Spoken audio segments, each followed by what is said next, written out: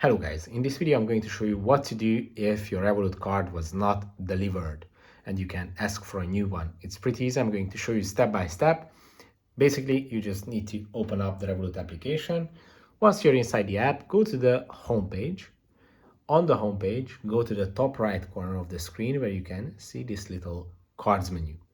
Here you can see all your cards, your virtual cards and your physical cards. Now, obviously, we need to open up the physical cards because that's the one that you didn't receive, and go to the settings menu.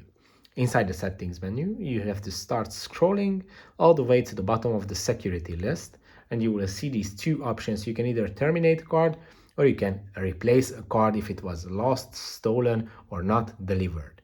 And you can just select this feature, tell Revolut what happened, and they are going to send you a new card in a few days.